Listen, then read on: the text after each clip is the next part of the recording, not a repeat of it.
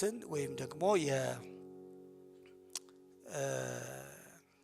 የመርገምን ጉዳይ መጽሐፍ ቅዱስ እንዴት ይመለከታል የሚለውን ከወንድማችን እንዳለ ነው የሚጀምረው። እኔ ከትርጉም ጋር ተያይዞ ያለው ነገር ለማንሳት ሞክራለሁ።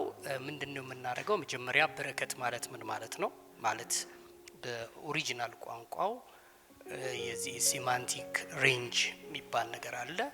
የብዙ ቃላት በአማርኛችን በረከትን በረከት ብቻ ነው ብሎ የሚለው፣ መርገምን ደግሞ መርገም ብሎ ብቻ ነው የሚለው። ስለዚህ ከዛ አንፃር ያሉትን የተወሰኑ ሐሳቦችን ከትርጉም አንፃር እናገርና ምን ማለት እንደሆነ ግን ጠቅለል ብሎ ዲክሽነሪ የሚሰጠውን ትርጉም ተናግሬ ከዛ በኋላ ስፍራውን ለመጋቢ ተስፍሽ እሰጣለሁ ማለት ነው። ትርጉም በረከት ማለት ምን ማለት ነው? ቃሉ በመጀመሪያ በተጻፈበት ቋንቋ በረከት ማለት መንበርከክ ማለት ነው። በተለይ ደግሞ በዕብራይስጡ ማለት ነው። ይህም የሚያመለክተው ተንበርክኮ መውሰድን ስለሆነ ነው። በርከክ ብሎ የሚቆመው ሰው የሚባርከው ሰው ቆሞ ይባርካል። የሚቀበሉ ሰዎች ደግሞ በርከክ ብለው ስለሚቀበሉት ነው። ብዙ ጊዜ የሚባርክ ሰው በእንብርከክ ያደርገው ስለነበረ ነው የሚባርከው ሰው የሚለው። ግን ቃሉ አንድ አይነት ብቻ አይደለም። አማርኛችን እንደሚናገረው ማለት ነው። በረከት ብለን በምንለው ልክ ብቻ አይደለም። ለምሳሌ በረክ በዕብራይስጡ መባረክ እና ባሩክ የተባረከ፣ በተመሳሳይ ሁኔታ በራካ ባርኮት ማለት ነው። በአብዛኛው ሰሜናዊ ስለሆነ ሴሜቲክ ቋንቋ ስለሆነ ከአማርኛ ጋር የሚመሳሰል ነገር እንዳለው ልብ ማለት ይቻላል። የበረከት ባርኮት ምናምን ብለን የምንለው ጋራ የሚገናኝ እንደሆነ ማየት ይቻላል። በብሉይ ኪዳን ስንመለከት ታላቅ ታናሽን ይባርካል። ብዙ ጊዜ ባራኪው ታላቅ ነው።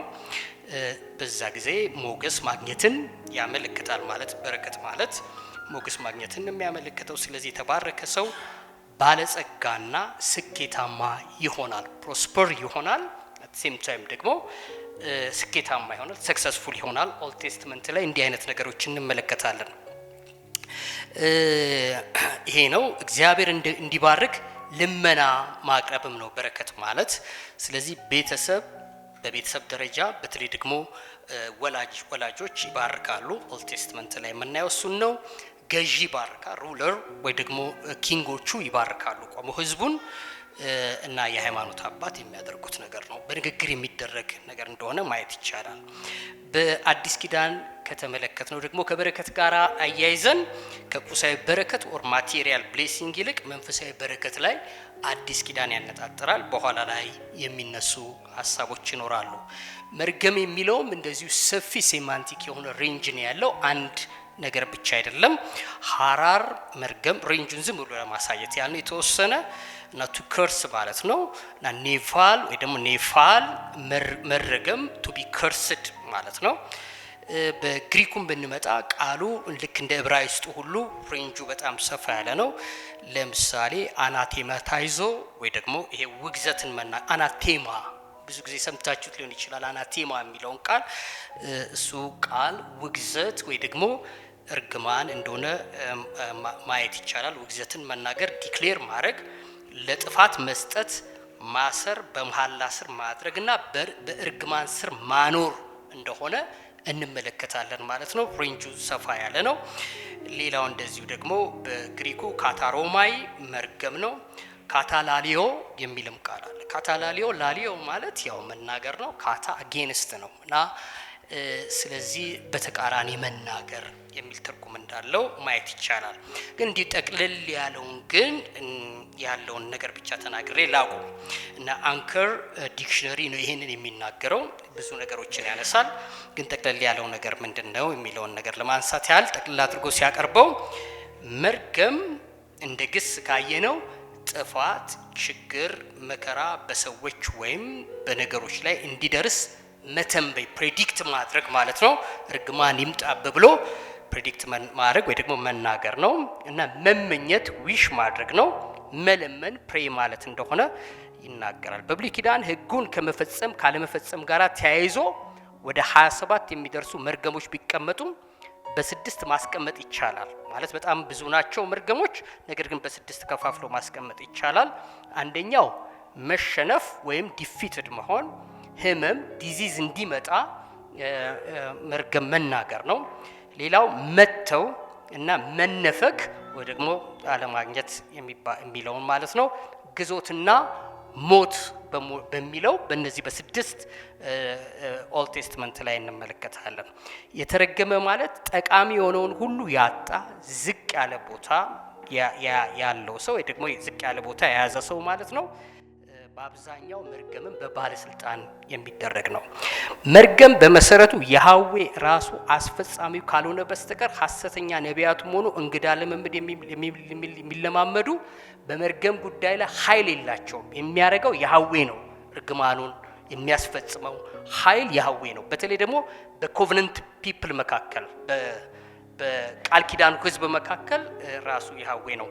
መርገም በያህዌ ቁጥጥር ስር ነበር፣ የእርሱ ኃይል እንጂ ማጂካዊ ኃይል መርገም ሲያመጣ አይታይም ኦልድ ቴስትመንት ላይ። ስለዚህ ይህን ነው ያህዌ ራሱን የትኛውን ስርዓት ወይም ቃላት በመደርደር እንዲያደርግ ልናደርገው አንችልም። እንዲረግምም እንዲባርክም ልናደርገው አንችልም። ስለዚህ በኮቨነንቱ ሰው ከኖረ በህጉ ከኖረ ያ በበረከት ውስጥ ይኖራል። በህጉ ካልሆነ ግን ከህጉ አጌንስት ከሄደ ግን በመርገም ስር እንደሚወድቅ ኦልድ ቴስትመንት ይናገራል። ኒው ቴስትመንት ላይ ወደ ኋላ እንመጣለን። ሞሮፍ ግን ስፒሪቹዋል እንደሆነ ብቻ ጠቁሞ ማለፍ በቂ ነው ላለው እግዚአብሔር ይባርካችሁ። የኔ ልናገርበት የተዘጋጀውበት ሐሳብ በአዲስ ኪዳን ክርስቲያኖች በመርገም ስር ሊሆኑ ይችላሉ የሚል ጥያቄ ነው። እንግዲህ ቀጥታ ካለን ሰዓት አኳያ ወደ ፖይንቱ መሄድ የሚሻል ይመስለኛል። መጀመሪያ ይህንን ጥያቄ ከመመለሴ በፊት ሁለት ሐሳብ ማንሳት ፈልጋለሁ። እኔ የመጀመሪያው መርገም ምንጩ ከየት ነው? ማን ነው ሊረግም የሚችለው? ስልጣን ያለው ማን ነው የሚለውን ሐሳብ ማንሳት ነው የምፈልገው።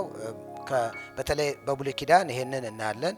ወንድሜ እንዳለው የመጀመሪያው የመርገም ስልጣን ያለው ራሱ ያህዌ ብቻ ነው። የመጀመሪያው ሐሳብ የምናገኘው እሱ ነው። ከሱ ዘንድ ነው የሚሆነው ማለት ነው። ለዘፍጥረት 3 ብቻ እንኳን ብንመለከት እግዚአብሔር ነው አይደለም አዳምንም ሚስቱንም ምድርንም የረገመው ራሱ እግዚአብሔር ነው። ስለዚህ ትልቁ ባለስልጣን እርግማን ላይ እግዚአብሔር ነው ማለት ነው። ሁለተኛው ደግሞ ምናልባት ከክፉ ኃይላትም ሊሆን ይችላል የሚልም ሐሳብ በብሉይ ኪዳን በተለይ እናገኛለን። ምናልባት በለዓምን እናገኛለን። የረገመው ይረገም ነበር የሚል ቃል አለ። እስራኤል አልቻለም እንጂ የተወሰነ ያህል የመራገም አቅም እንደነበረው ከበለዓም እናያለን ማለት ነው። ሌላ ምንጭም ልናይ እንችላለን ማለት ነው። ሌላ ሁለተኛ ማንሳት የምፈልገው ሐሳብ ምንድነው? ምክንያቱ የመርገም ምክንያቱ ምንድነው? ዓላማው ምንድነው የሚለውን ሐሳብ ማንሳት ነው ፈልገው። በጥቅሉ ስናየው መለኮታዊ ቅጣትና ፍትህ ልንል እንችላለን። መለኮታዊ ፍትህ እና ቅጣት የሚያመለክት ነው። ይሄን በተለይ ያህዌ ከኮቨናንት ህዝቡ ጋራ ያለው ግንኙነትን ልንመለከተው እንችላለን። ይሄን ትንሽ ፈታ ስናደርገው 3 ነጥቦችን ልናነሳ እንችላለን ከዚህ ስር። የመጀመሪያው ምንድነው? የእግዚአብሔር ህግጋት መጣስ ወይም እግዚአብሔር በሰጠው መስፈርት አለመኖር መዘዝ አለው ማለት መዘዝ አለው። እርግማን ውስጥ ሊሆኑ ይችላሉ። ይሄንን በተለይ ዘዳግም 27 እና 28ን በደንብ ልናይ እንችላለን ማለት የእግዚአብሔርን ቃል ከጠበቁ ከታዘዙ በረከት ይጠብቃቸዋል። በቤታቸው፣ በዋቃቸው፣ በከብቶቻቸው፣ በአገራቸው ኢንዲቪጁዋሊም እንደገና በግሩፕም እንደሚባረኩ ይናገራል። ያንን ደግሞ ከተላለፉ ደግሞ ቅጣት እንደሚደርስባቸው ወይም በእርግማን ስር እንደሚሆኑ ይናገራል። ያ ምንድነው? የእግዚአብሔርን ህግጋት መጣስ ዋጋ ያስከፍላል የሚል ነው። ዓላማው ለሱ ነው። ሁለተኛው ምልክትና ማስጠንቀቂያም ነው። መርገም ምልክት ነው፣ ማስጠንቀቂያ ነው። ምን ማለት ነው? እርግማኖች ቅጣት ብቻ አይደሉም፣ ምሳሌያዊ ማስጠንቀቂያዎችም ሆነው እናያለን። ለምሳሌ ጌታ ኢየሱስ ክርስቶስ በማቴዎስ ወንጌል ምዕራፍ 18 ቁጥር 21 ላይ በለሲቷን ረገማት። ፍሬ ስላጣባት ረገማት። ከዛም ምን ሆነች? ደረቀች። እንትን ነው፣ ፊገራቲቭ ነው። እግዚአብሔር ፍሬ የማያፈሩ ሰዎችን በዚህ ሁኔታ ሊረግማቸው ይችላል የሚል ማስጠንቀቂያም አይነት ሐሳብ አለው ማለት ነው። ሶስተኛው ደግሞ ቤዛነት ነው። መዋጀት የሚጠይቅ ቤዛነትን የሚጠይቅ ሐሳብ እንደሆነ ደግሞ ይሄን ደግሞ ከአዲስ ኪዳን እንመለከታለን። ገላትያ ምዕራፍ 3 ቁጥር 10 እስከ 13 ላይ ደግሞ የምንመለከተው ጌታ ኢየሱስ ክርስቶስ እሱ ስለኛ እርግማን ሆኖ ከእርግማን ስለዋጀን ምንን ያሳየናል? ቤዛነትንም የሚጠይቅ ጉዳይ መሆኑን እንመለከታለን ማለት። ይሄ በጥቅሉ የመርገም ነገረ መለኮታዊ እሳቤ ልንለው እንችላለን ማለት ነው። ይህን ከተናገርኩኝ ወደ ዋናው ጥያቄ ልምጣ። በአዲስ ኪዳን ክርስቲያኖች እርግማን ውስጥ ናቸው ወይ የሚል ጥያቄ ነው። እንግዲህ የእኔ መልስ ቁርጥ ያለ ነው፣ አይደሉም የሚል ነው። ለምንድን ነው ይህንን የምንለው? አዲስ ኪዳን ያሉ አማኞች ገላትያ 3 ከቁጥር 10 እስከ 13 እንደምንመለከተው ጌታችን ኢየሱስ ክርስቶስ ስለኛ እርግማን ሆኖ ከሕግ እርግማን ዋጅቶናል። ከሕግ እርግማን ዋጅቶናል ሲል በገላትያ መሰረት ምንድን ነው? ሕጉን ለመጠበቅና ለመዳን የሚሞክሩ ሰዎች በእርግማን ስር ናቸው ነው የሚለው ጳውሎስ። ምክንያቱም ሕጉን መጠበቅ አይችሉም፣ ሙሉውን የተሰጠውን ሕጉን መጠበቅ አይችሉም። ስለማይጠብቁ ደግሞ ሕጉን የማይጠብቁ ደግሞ ሕጉን የጣሱ ናቸውና ከሕጉ መጣስ የተነሳ የሚደርስባቸው እርግማን አለ። ጌታ ኢየሱስ ክርስቶስ ስለኛ እርግማን ሆኖ ከሕግ እርግማን ዋጅቶናል የሚል ነው የመጽሐፍ ቅዱስ የአዲስ ኪዳን አስተምሮ ይህን ነው። ከዚህ ውጪ ክርስቲያኖች በሕግ እርግማን ስር ናቸው የሚል ሐሳብ 100% ለመናገር ይቻላል አናገኝም። አንዳንድ ሰዎች ይሄ ከዘላለም ሞት ጋር የተያያዘ ነው፣ ወደ ዘላለም የሚወስደውን ሞት እርግማን ጌታ ሰብሮልናል፣ እሱን ነው ገላትያ 3 የሚናገሩ ይላሉ። ግን እንደሱ ብቻ አይደለም። የብሉይ ኪዳን ኮንሰፕቱን ስናይ ሕጉን ያልጠበቁ ሰዎች እርግማን ውስጥ ይገባሉ። ዘዳግም 27 28 እሱን ነው። ምንድነው የሚሆኑት? ቅድም ያልነው ማለት ለጠላት ተላልፎ ይሰጣሉ፣ ቤታቸው የተፈታ ይሆናል፣ በበሽታም ሊመቱ ይችላሉ። በጣም ብዙ ዝርዝር የሆኑ ክፉ ነገሮች ተነግሮባቸዋል። ያ ደግሞ በእስራኤል ላይ ባለመታዘዙ ምክንያት ደርሷል። ያንን ነው እንግዲህ ከሕጉም ከመጣስ የተነሳ የሚመጣባቸውን ፍርድ ጌታ ኢየሱስ ክርስቶስ ከዛ የሕግ እርግማን ነፃ አውጥቶናል። ክብር ለእግዚአብሔር ይሁን። ግን ሁለተኛው እንግዲህ ነው፣ ጌታ ከሕግ እርግማን ዋጅቶናል። ሁለተኛው ነጥብ ደግሞ ክርስቲያኖች በእግዚአብሔር ጥበቃ ስር ናቸው። የእግዚአብሔር ሕዝብ በእግዚአብሔር ጥበቃ ስር እስካለ ድረስ እርግማን በሱ ላይ አይሰራም ተብሎ ተነግሮናል። በለዓም እኮ ለመራገም ሞክሯል። ምናልባት ሌላ ሕዝብ ላይ የሱ እርግማን ሰርቷል፣ በእስራኤል ላይ ግን አልሰራም። ስለዚህ ሕግ ምንድን ነው የሚለው ማለት ነው? አስማት ሟርት በእስራኤል ላይ በያዕቆብ ላይ ቤትም ላይ ምን አይልም ተብሏል። አይሰራም። በቃ አይሰራማ አይደል? አይሰራም። በአዲስ ኪዳን ያለን ምን ያህል በክርስቶስ ደም የተዋጀነን። ስለዚህም በእኛ ላይም የትኛውም እርግማን ሊሰራ አይችልም። የመጀመሪያው እሱ ነው። እንግዲህ መዝሙር 90ን ካነበብን ምንድን ነው የሚለው? መዝሙር 90 ሁሉን በሚችል አምላክ ጥላ ውስጥ ምን ይላል ነው የሚለው? ያድራል። የእግዚአብሔር ጥበቃ ሙሉ ነው። ሙሉ የእግዚአብሔር ጥበቃ ስላለ ከእርግማን ክርስቲያኖች ነፃ ናቸው። ሌላኛው ሐሳብን ማንሳት ይቻላል። ኢሳይያስ 59 ቁጥር 17 ላይ እንዲህ የሚል ቃል አለ አይደለ? በአንቺ ላይ የሚሰራ መሳሪያ ሁሉ ምን አይልም ይላል? አይከናወንም ተብሏል።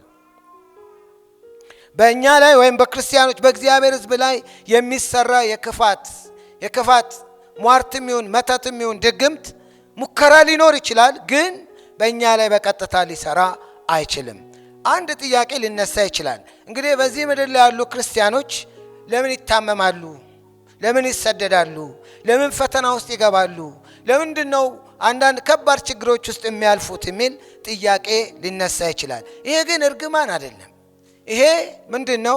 ክርስቲያኖች ተዋጅተዋል። ነገር ግን ያሉት ባልተዋጀ ዓለም ላይ ነው ያለነው በተረገመች ምድር ላይ ነው ያለነው። ስለዚህ በምድር ላይ ያለው የተረገመው ምድር እሱ ገና ስላልተዋጀ ያ ነገር የክርስቲያኖችን ሕይወት አፌክት ማድረጉ የማይቀር ይሆናል ማለት። ይሄ ደግሞ የሚወገድበት አንድ ቀን አለ። ጌታችን ኢየሱስ ሲመጣ ሐዘን የሌለበት፣ ስቃይ የሌለበት፣ ችግር የሌለበት፣ ፈተና የሌለበት ሙሉ ሰላምና ክብር ነፃነት የሞላበትን ሕይወት ያን ጊዜ እንለማመዳለን። እስከዛ ድረስ ግን ክርስቲያኖች ተዋይተዋል፣ ከእርግማን ነፃ ሆነዋል። ግን የሚኖሩበት ምድር የተረገመች ናት። ይህን ሮሜ ምዕራፍ 8 ላይ ማየት እንችላለን። ፍጥረት ለከንቱነት ተገዝቷል ይላል። አንድ ቀን ይሄ ከንቱነት ይሄ የእርግማኗ ዘመን የሚያበቃበት ጊዜ ይመጣል። ራእይ መጽሐፍ መጨረሻ ላይ ከእንግዲህ ወዲህ እርግማን አይሆንም የሚል ቃል አለ። ያን ጊዜ ነው የሚያበቃው። እስከዛ ድረስ ግን ክርስቲያኖች ነፃ ናቸው ከእርግማን። ነገር ግን በተረገመ ምድር ውስጥ እስካሉ ድረስ የምድር እርግማን በአንድም በሌላም ሊያገኛቸው ይችላል። ስጠቀልለው ክርስቲያኖች በአዲስ ኪዳን ያሉ ክርስቲያኖች ከእርግማን ነፃ ናቸው። እግዚአብሔር ይመስገን። በመጽሐፍ ቅዱስ አስተምሮ መሰረት በረከት ማለት የእግዚአብሔር ሞገስ ማግኘት ነው። ከዚህም የተነሳ በሕይወት ማበብና መፍካት የሚል አይነት ትርጉም አለው።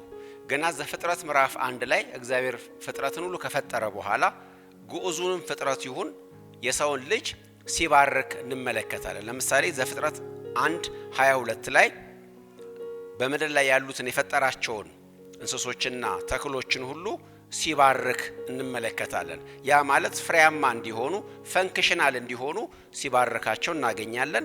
ቁጥር 28 ላይ ዘፍጥረት 1:28 ላይ ደግሞ ሰውን ሲባርክ እናገኛለን።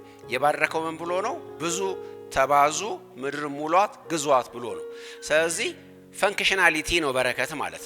አንድ አካል ሰውም ይሁን ነገር እግዚአብሔር ለፈጠረው ዓላማ ሲውልና ሲያብብ ፍሬያማ ሲሆን በረከት ተብሎ ይነገራል ማለት ነው። ይሄ የሚሆነው ግን ከዛ ፍጥረት አንጻር ሳይሆን የዚህ ነገር ኮዙ ምክንያቱ እግዚአብሔር ነው። ምክንያቱም መጽሐፍ ቅዱስ ሲናገር የሁሉም በጎ ነገሮች ሁሉ ምንጭና ምክንያት ራሱ እግዚአብሔር ነው። ስለዚህ በአጭር አነጋገር በረከት የሚባለው ቃል ራሱ እግዚአብሔር ነው ማለት ነው። መጽሐፍ ቅዱስ እግዚአብሔርን በተለያዩ ስያሜዎች ይጠራዋል። ከሚጠራው ስያሜዎች አንደኛው በረከት ተብሎ ራሱ እግዚአብሔር ተጠርቷል። ለምሳሌ ማርቆስ 14 ቁጥር 61 ላይ ክርስቶስ ኢየሱስ ምን ተብሎ ተጠርቷል? ወይም ሲጠይቀው ነበር ሊቀ ካህኑ አንተ የቡሩክ ልጅ ነህ ይለዋል። በሌላ አነጋገር አንተ የበረከት ልጅ ነህ ወይ? ክርስቶስ ኢየሱስ ደግሞ አዎ ብሎ መለሰ። ስለዚህ እግዚአብሔር ራሱ ምን ተብሎ ተጠርቷል? በረከት ተብሎ ተጠርቷል ማለት ነው። ሰው ፈንክሽናል መሆን የሚችለው የተሰጠውን ነገር ማድረግ የሚችለው በራሱ አይደለም። የእግዚአብሔር ቃል በየስፍራው እንደሚናገር ከእግዚአብሔር ውጪ ምንም ነገር ለማድረግ በራሱ ብቁ የሆነ ምንም ነገር የለም። ስለዚህ አንድ ነገር ለማድረግ እንዲበቃ የሚያደርገው እግዚአብሔር ነው። ያን ሲያደርግለት ባረከው ተብሎ ይታወቃል ማለት ነው። ፈንክሽናል ሆነ፣ አበበ፣ ፍሬያማ ሆነ ማለት ነው። ከዚህም አንፃር እንደገና ለአብርሃምም የተነገረውን ኪዳናዊ በረከትም ስንመለከት መጽሐፍ ቅዱስ ምንድነው ብሎ የሚናገረው? ለበረከት እንዲሆን የምድር አሕዛብ በሱ እንዲባረኩ እግዚአብሔር ሲናገረው እንመለከታለን። ስለዚህ መቃናት፣ መስተካከል የሚባለውን ነገር እናገኛለን። አዲስ ኪዳን ላይ ስንመጣ ደግሞ በረከት በተለይ በግሪኩ ላይ ያለ አንድ ቃል አለ፣ ማካሪዮስ የሚባል ቃል። ያ ቃል ደስተኝነት፣ እርካታ፣ ሰላም ማግኘት ማለት ነው። እና አንድ ሰው እግዚአብሔር ባስቀመጠው ነገርና እግዚአብሔር በተናገረለት ሕይወት ውስጥ በሚኖርበት ጊዜ ማካሪዮስ ወይ ደግሞ በረከት የሚባለው ቃል በሱ ላይ እንደሚመጣ መጽሐፍ ቅዱስ ይናገራል። ከሱ ጋር ተያይዞ የምስጋና ሰው ይሆናል፣ ምስጋና ይበዛለታል። አዲስ ኪዳን ላይ ቀደም ወንድማችን ተስፊ ሲናገር እንዳለ በቅዱሳን ላይ እርግማን የለም፣ ምክንያቱም ምስጋና ይበዛላችሁ ነው ተብሏል። በክርስቶስ ኢየሱስ ናቸው፣ ምስጋና ይበዛላቸዋል። ከአፋቸው ክፉ ቃል የማማረር ቃል አይወጣም። በዚህ ላይ ደግሞ የረኩ ናቸው፣ ኮንቴንትድ ናቸው። መባረክ ማለት እሱ ነው። በአዲስ ኪዳን ላይ በማቴዎስ ምዕራፍ 5 ላይ ክርስቶስ ኢየሱስ ቢያቲቲዩድ ተብሎ የሚታወቀው ደግሞ አንቀጸ ብፁዓን ተብሎ የሚታወቀውን ሲናገር ብፁዓን ናቸው የሚላቸው ነገሮች ስንመለከት በእነዛ ነገሮች ውስጥ ያሉ ሰዎች እንዴት ደስተኛ እና እንዴት ያረፉ እንዴት ሰላም ያላቸው ሰዎች እንደሆኑ የምንመለከትበት ነው ማለት ነው። ከዚህ ግልባጩን ስንመለከተው ደግሞ መርገም የሚለውን እናገኛለን። ዲስፈንክሽናሊቲ ነው መርገም ማለት። አንድ ነገር ፈንክሽናል መሆን ሲያቆም እርግማን ነው ማለት ነው። ለምሳሌ የተፈጠረለትን ወይም ለሱ የተነገረውን ነገር ማድረግ ካልቻለ አንድ ነገር ከተቋረጠ ከታቀበ ይሄ ነገር እርግማን ተብሎ በመጽሐፍ ቅዱሳችን ላይ ይነገራል። ከዚህ ቃል ቅድም ወንድማችን እንዳለ የነገረን ቃሎች አሉ። ብሉይ ኪዳን ላይ በተለይ በዕብራይስጥ ያሉ አንዳንድ ቃሎች አሉ። ትንሽ ቃሎች ልጨምረን እዚህ ላይ ለምሳሌ አካር የሚል አንድ የዕብራይስጥ ቃል አለ። መካንነት ማለት ነው። መካንነት የእርግማን አንዱ መገለጫ ሆኖ እናገኘዋለን። እንደገና ጋልሙድ የሚል ቃል እናገኛለን። ያ ጋልሙድ ማለት አስቸጋሪ ሁኔታ ማለት ነው። እንደገና ኦትሰር የሚል ቃል አለ። መታቀብ መገደድ ማለት ነው። መታቀብ የታቀበ የተገደደ የሚል ትርጉም እናገኛለን። እንደገና ጽያር የሚል ቃል እናገኛለን። እሱ ደግሞ ደረቅነት ማለት ነው፣ ደረቅ መሆን። ሌላው ደግሞ በመጨረሻ አርጎስ የሚል ቃል ብንመለከት መቦዘን ማለት ነው። መቦዘን ማለት ምንም መስራት አለመቻል ማለት ነው። ሁለት ልጨምርና አካርፖስ የሚባል ቃል አለ። ፍሬቢስነት ነው። ቅድም ካልነው መካንነት ከሚለው ጋር አብሮ ይመጣል።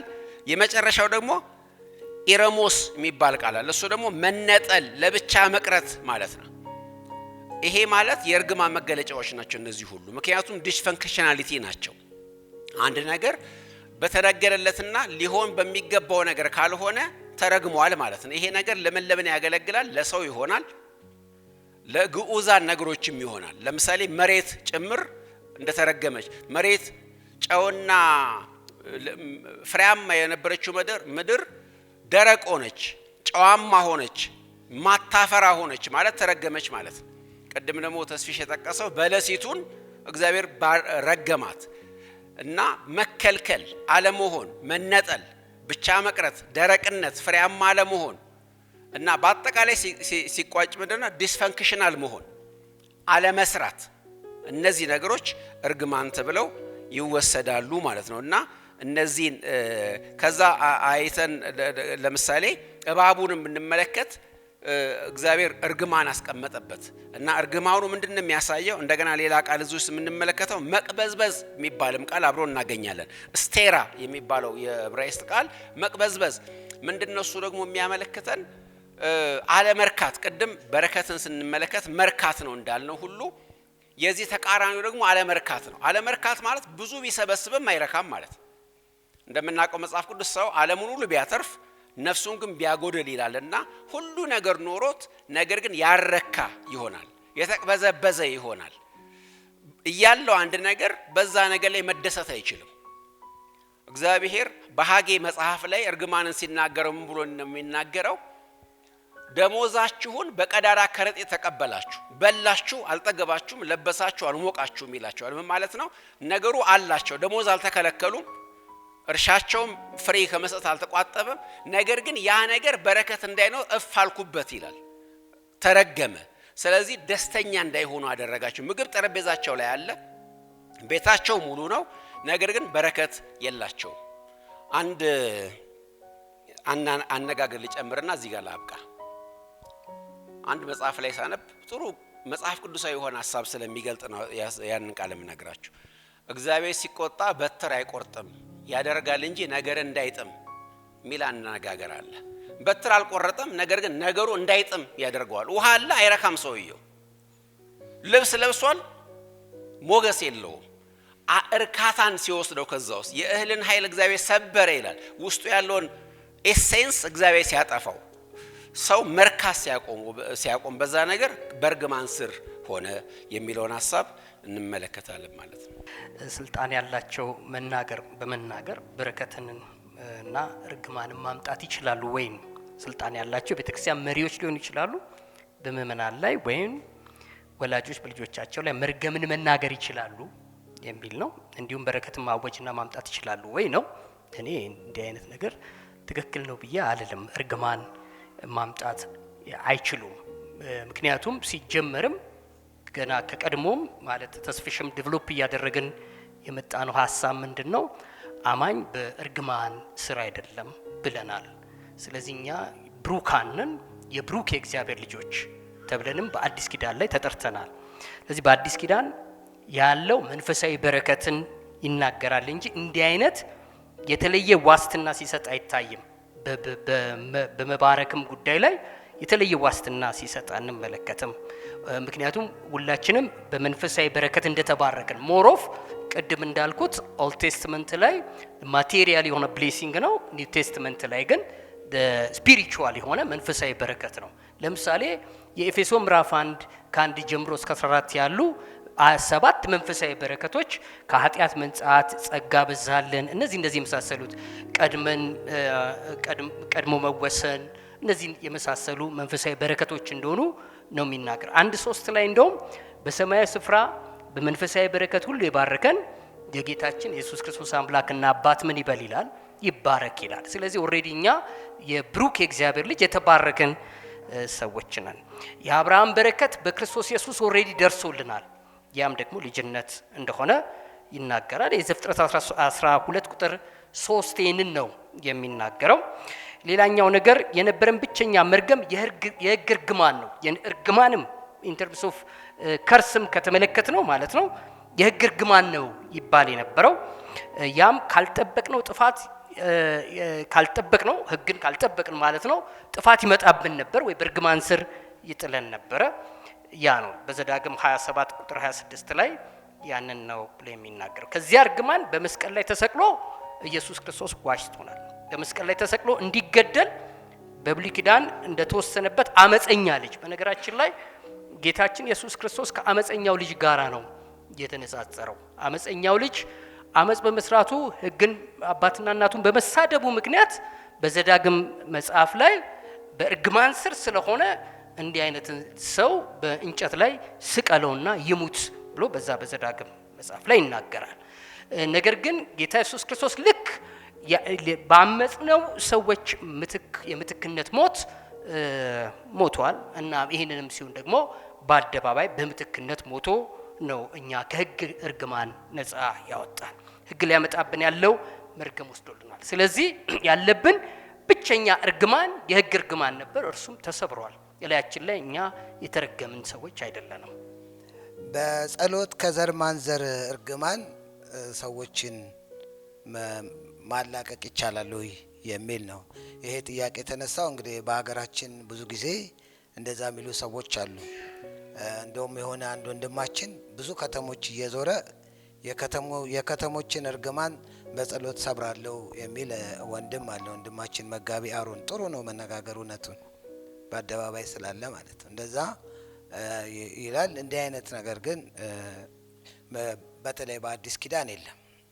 እንግዲህ ቅድም እንዳልነው መርገም ምንድን ነው? መርገም ከእግዚአብሔር ትእዛዝ መውጣት ነው። ከእግዚአብሔር ትእዛዝ በመውጣት ምክንያት ከእግዚአብሔር የሚመጣብን ፍዳ ነው፣ አበሳ ነው፣ ቅጣት ነው። ይሄ ደግሞ ሰንበዲ መጥቶ በጸሎት ከኛ ላይ የሚያላቅቀው ነገር አይደለም። ዝም ብሎ ማንም ሰው እኛን ሊረግመንም አይችልም። ምሳሌ 26 ቁጥር 2 ላይ ነው አይደለም? ወዲና ወዲያ እንደሚበር ጨረባ ከንቱ እርግማንም እንዲሁ ነው ይላል። ማንም ተነስቶ ረግማችኋለሁ ቢል የጨረባ ነው ማለት ነው። ምንም በእናንተ ላይ ሊሰራ አይችልም። ማንም ይህንን ስልጣን የለውም። ማንም እንኳን በቅዱሳን ላይ ማለት ነው። እና ይህንን ማመን ያስፈልጋል። እንዳለው ወንድማችን እንዳለው በአዲስ ኪዳን እንግዲህ ኢየሱስን የማይወድ የተረገመ ይሁን የሚል አለ። ሌላ ደግሞ ገላትያ ምዕራፍ 1 ቁጥር 8 ላይ ደግሞ ሌላ ወንጌል የሚሰብክ ይላል። የተረገመ ይሁን የሚለው እሱን ነው። ሌላ ወንጌል የሚሰብክ የሚለው የተረገመ የሚለው ወይ ነው። በሌላ አንጻር ክርስቲያኖች ከዘላለም ሞት የዳኑ በምድር ላይ ደግሞ የተረገሙ እንደዛ አይነት ነገር የለም። በሰማያዊ ስፍራ በመንፈሳዊ በረከት ባርኮናል። በምድር ደግሞ እርግማን ውስጥ ነን ነው እንደዛ አይደል። የአብርሃም በረከት ሁለቱንም የያዘ ነው። የትኛውንም ማለት ነው መንፈሳዊንም በምድርም ላይ ደግሞ በእግዚአብሔር ፊት እንደማንኛውም ሰው ከተጋን ከበረታን እግዚአብሔር የኛንም የኛንም ኑሮ የመባረክ ተስፋን ሰጥቶናል። እግዚአብሔር ይመስገን። ስለዚህ አንድ እርግማን እኔ እንደዚህ ነው ማምነው፣ እርግማንን በጸሎት ተሰብራለሁ ማለት የእርግማንን ማቃለል ነው የሚመስለኝ እኔ ማለት። አንድ ሰው እርግማንን እሰብርላለሁ ካለው የእርግማን ክብደት አልገባውም ማለት። እንደዚህ አይነት ነገር እርግማን ከባድ ነው። ከራሱ ከእግዚአብሔር ዘንድ የተጣለብን ከባድ ቅጣት ነው። ስለዚህ ሰዎች እርግማን ውስጥ ከገቡ እንኳን በብሉይ ኪዳን እርግማኑ የሚነሳላቸው በጸሎት አይደለም። የሆነ ሰው መጥቶ ጸልዮላቸው አይደለም፣ ወደ እግዚአብሔር በንስሐ ሲመለሱ። ይህንን ብዙ ቦታ ልናገኘው እንችላለን ማለት ዘዳግም ላይ እናገኛለን። እንደገናም ደግሞ ዘዳግም 23 ቁጥር 5 ላይ ለምሳሌ አምላክ እግዚአብሔር ስለወደደ እርግማኑን ወደ በረከት ለወጠ ይላል። ስለ ጸልዩ አይደለም፣ ሲመለሱ ነው። ነህምያም ይህንን ቃል ይጠቀማል። ነህምያ ምዕራፍ 13 ቁጥር 2 ላይ በለዓም እንዲራገም በገንዘብ ተገዝቶ ነበር አይደለም፣ አምላካችን ግን እርግማኑን ወደ በረከት ለወጠው። ሰንበዲ ጸልዮ ነው እርግማን ወደ በረከት የተለወጠው? የለም። መጽሐፍ ቅዱስ ላይ አንድም ቦታ የለም። አንዳንድ እንትኖች አሉ በእነኚህ ሰዎች የሚነሱ።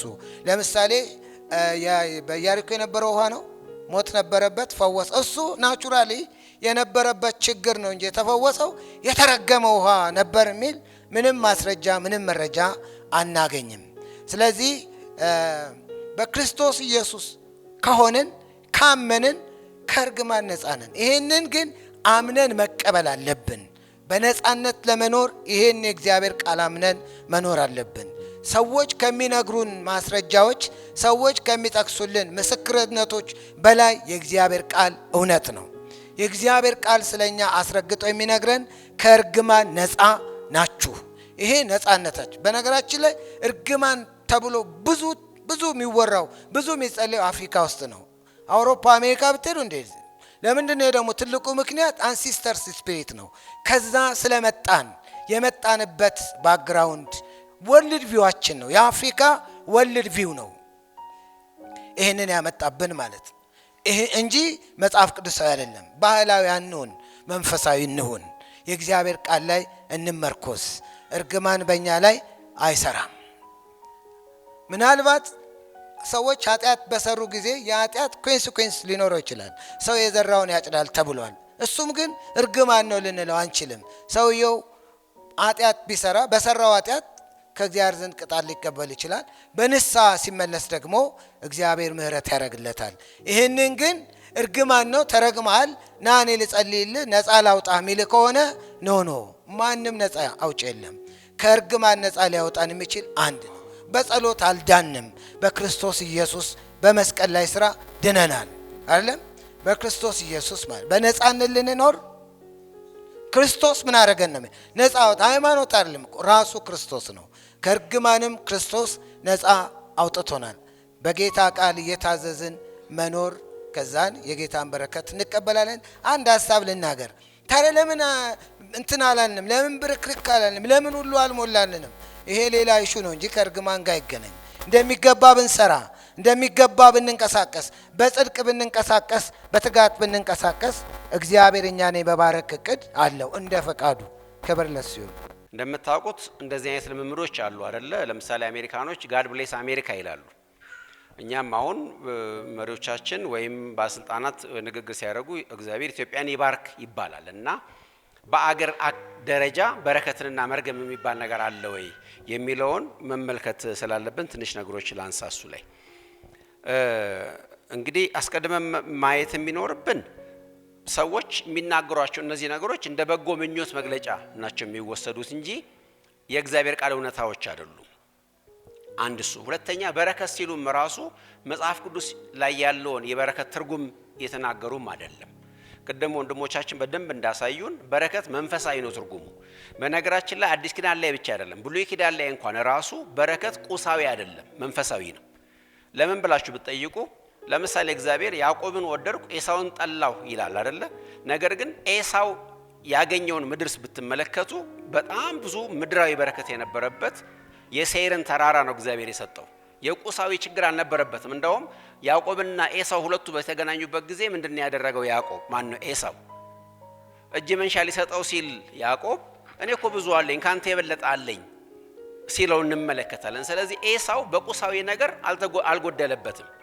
ስትራቴጂክ የሆነ ተራራማ ሀገር ነው የወረሰው። ነገር ግን ትልቁ ልዩነት ምንድነው? በያዕቆብ እግዚአብሔር ያድራል፣ በኤሳው ግን እግዚአብሔር አያድርም። እግዚአብሔር ያዕቆብን ርስት አድርጎ መርጦታል፣ እዛ ይኖራል።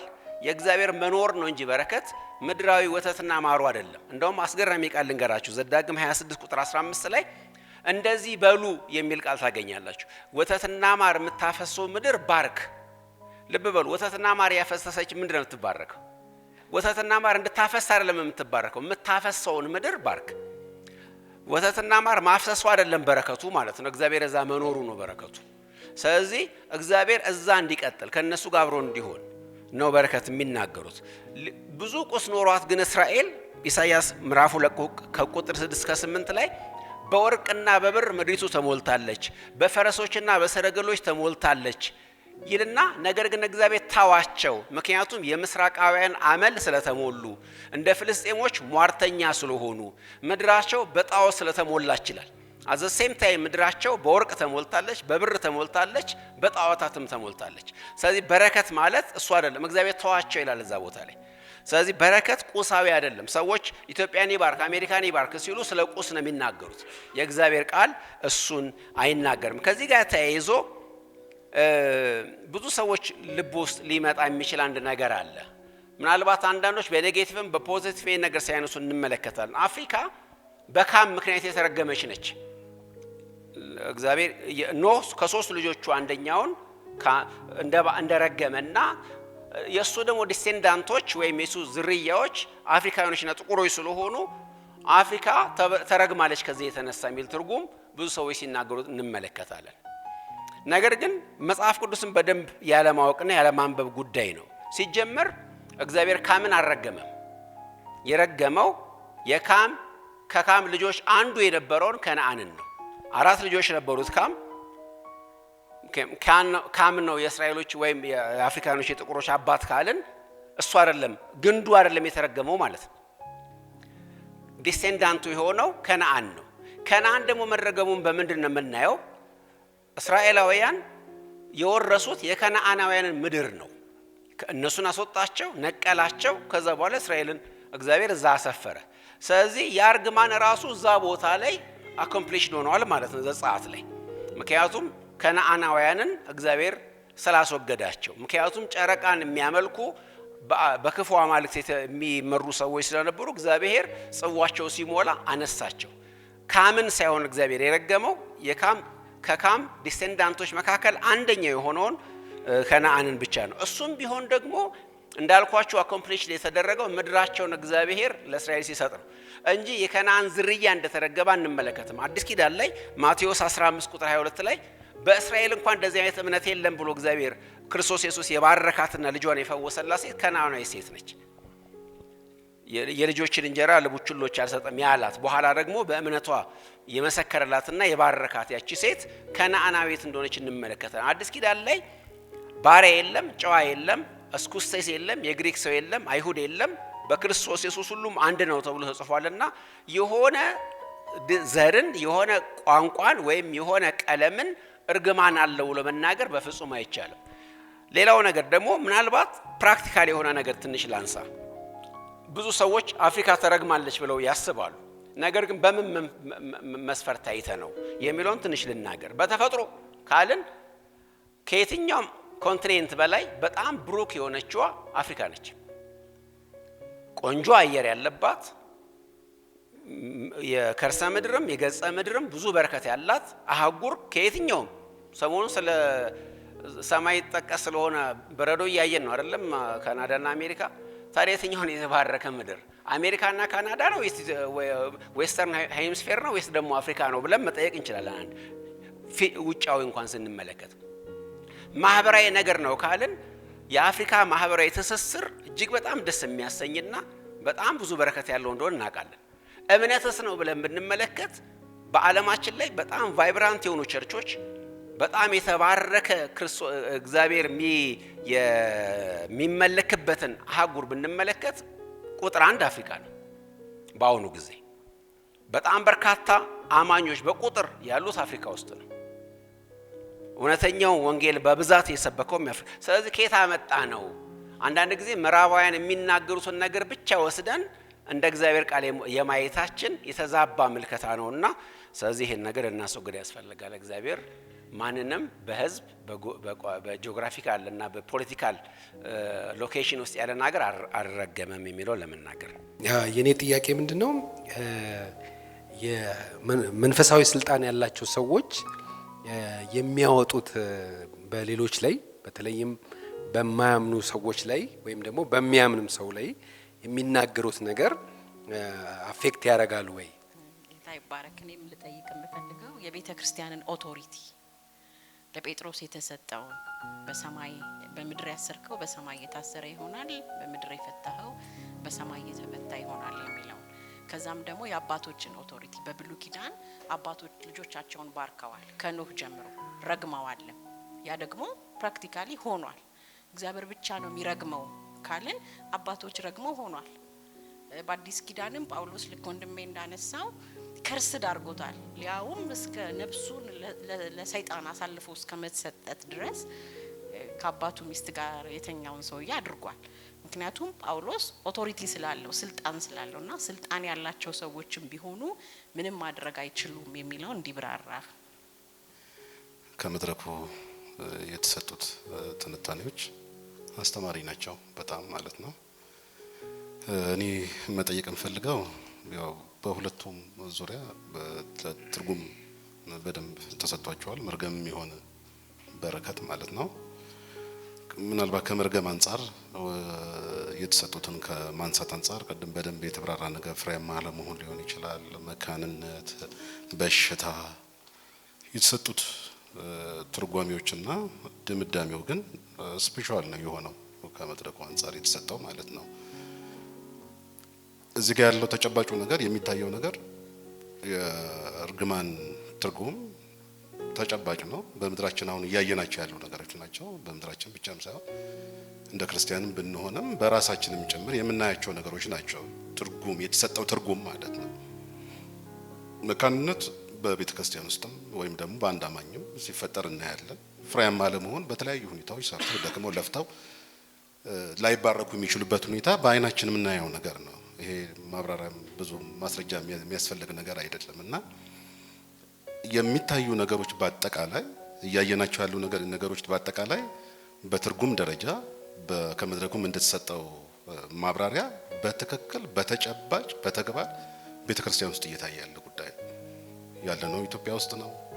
ብዙ ሰዎች እዚህ የተሰጡት ትንታኔው ላይ ማሳያዎች አሉ። የሚታይ ነው። እያየን ያለው ነገር ነው። በራሴም ህይወት አየዋለሁ እንዲሁም በሌሎቹም ማለት ነው። ይሄ መርገም በተለይ መገለጫ ተብለው የተሰጡት እነኚህ ነገሮች ናቸው ተብሎ ትንታኔ የተሰጠባቸው ነገሮች እያየናቸው ያሉ ነገሮች ናቸው በቤተ ክርስቲያን ውስጥ ማለት ነው። ስፒሪቹዋል ብቻ ነው ካለን ስፒሪቹዋል ጉዳይ ያው እሱ እንዴት ልንፈታው እንደምንችል አናውቅም እና እነኚህ መርገሞች በትክክል እየሰሩ አይደሉም ወይ እየሰሩ አይደሉም በተጨባጭ እያየን ስለሆነ እነሱ ነገሮች እየሰሩ አይደሉም ወይ የሚለውን ነገር በደንብ ልዩነቱን በደንብ እንትን ማብራሪያ ቢሰጥበት መልካም ነው ብዬ አስባለሁ። በተጨባጭ የሚሆነውና ስፒሪቹዋል ብለን ብቻ ድፍና አድርገን ከተረጎም ነው አስቸጋሪ ነው። ስፒሪቹዋል እንደ መንፈሳዊ ሰው ምንም አይነት ርግማን አይደርስብንም ካለን በቃ እንቶ ምንም ነገር እንትን ማብራሪያ ማያስፈልግም። እዚህ መንፈሳዊ ሰው ርግማን አይደርስበትም ብለን እንተዋል።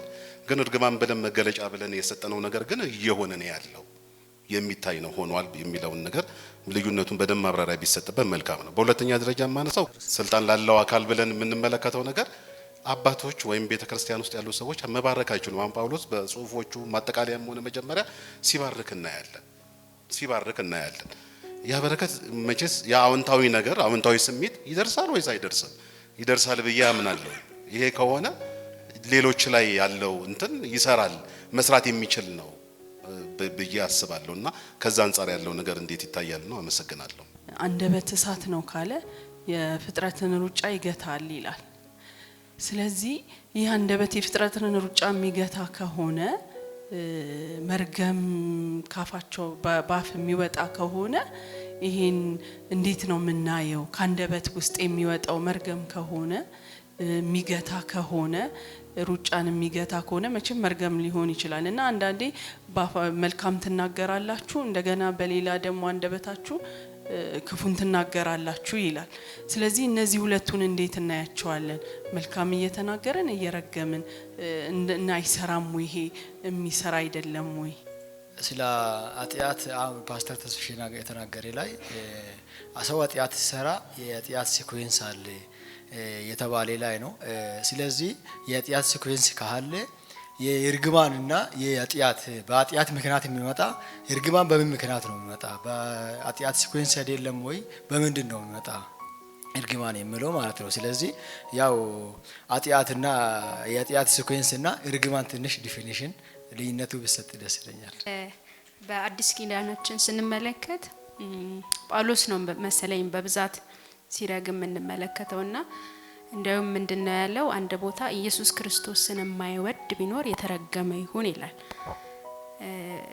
እንደውም በአብዛኛው የሚመስለው ጳውሎስ ርግማን የተፈቀደለት እንደሆነ እሱም ሐሳብ ቢነሳና እንደገና ደግሞ ኢየሱስ ክርስቶስ በለሲቱን ሲረግማት እንመለከታለንና ከምን የመጽሐፍ ቅዱስ አካያ በአዲስ ኪዳን ደግሞ አይሰራም ወይም እኛ ስንናገረው ማይሰራበት ቤዝመንትን ብናነሳው ደስ ይለኛል። ለምሳሌ አንዳንድ መገለጫ ያላቸውን አገራት ወይ ከተሞች እንታዘብ የለም ወይ? በዓለማችን ላይ የሆነ ነገር ላይ በዛ ነገር አይደንቲፋይ የተደረጉ ከተሞች አሉ ለሆነ ጉዳይ እና አንድን ከተማ ወይም አንድን ሀገር ወይም አንድን አካባቢ በእንደዚህ አይነት ሁኔታ ሌብል የሚደረግ ከሆነ ያርግማን አይደለም ወይ የሚል ነገር ተነስቷል። በእርግጥም እንደዚህ አይነት እውነታዎች በምድራችን ላይ አሉ። ለምሳሌ አንዳንድ ከተሞች የሚታወቁባቸው የተለያዩ የራሳቸው የሆኑ ኔጌቲቭ የሆኑ ገጽታዎች አሏቸው። ወደ መጽሐፍ ቅዱስ ልወስዳችሁና ቲቶ 1:12 ላይ ስለ ቀርጤስ መጽሐፍ ቅዱስ ይናገራል። የቀርጤስ ሰዎች ክፎች፣ አራዊት፣ በላተኞች፣ ውሸተኞች እያለ ይነግራቸዋል። ሌብል ተደርገዋል። ጳውሎስ የጠቀሰው አንድ ጸሐፊ ወይም ነብይ የራሳቸው ነብይ ያለው ሰው ያን የተናገረው ደግሞ የሚገርመው ከ600 ዓመታት በፊት ነበር። ስለዚህ ያውን ሁሉ ዓመታት ያህል ሁሉ ቀርጤስ በዛ ተታወቅ ነበር ማለት ነው። ስለዚህ ቀርጤስ የእንደዚህ አይነት ነገሮች መናኸሪያ ነበረች ማለት ነው። ከዛ እነዚህ ነገሮች እንዴት ነው የምንወስዳቸው? መጽሐፍ ቅዱስ ሲናገር አገራዊ ወይም ለኔሽን የሆኑት እርግማኖች እና በረከቶች ኮንዲሽናሎች ናቸው። በቅድመ ሁኔታዎች የተቀመጡ ናቸው። እንደዚህ የሚያደርጉ እንደዚህ ይሆናሉ የሚል የተቀመጠ ነገር አለ። ለምሳሌ በመጽሐፈ ምሳሌ 14 ቁጥር 34 ላይ ኃጢአት ሕዝብን ታስነውራለች ይላል መጽሐፍ ቅዱስ። ማስተውል ሕዝብ ይገለበጣል ይላል ደግሞ በሆሴ 4:14 ላይ። ስለዚህ አንድ ሕዝብ ቅድምም ተስፊ ሲናገር ነበር የመዝራትና የማጨድ ሕጎች አሉ። የሚያደርጓቸው ነገሮች ሪፒቴሽኖቻቸው መገለጫዎቻቸው ሆነው ይገለጣሉ። ነገር ግን ከዛ ነገር ቢመለሱ ደግሞ ከዛም መገለጫቸው ደግሞ ሊመለሱ ይችላሉ። ነነዌ ለዚህ መጥቀስ እንችላለን። ነነዌ ህዝቡ ሲመለስ እግዚአብሔርም ተመለሰ። ሁለት ጥቅሶችን ላንብብ፣ ኤርሚያስ ላይ ያሉት ጥቅሶችን። ኤርሚያስ 12:17 ላይ እንደዚህ ይላል እግዚአብሔር ቃል፣ ባይሰሙኝ ግን ያንን ህዝብ ፈጽሜ ነቅለዋለሁ አጠፋውማለሁ ይላል እግዚአብሔር። ባይሰሙኝ ግን ያንን ህዝብ አጠፋዋለሁ ነቅለዋለሁ። እንግዲህ ኮንዲሽናል ነው ማለት ነው። ባይሰሙኝ የሚል ቅድመ ሁኔታ ስለሚያስቀምጥ እንደገና 18 ላይ እንሂድና እዚሁ ኤርሚያስ ላይ ከቁጥር 7 እስከ 8 ስንመለከት እንደዚህ ይላል፣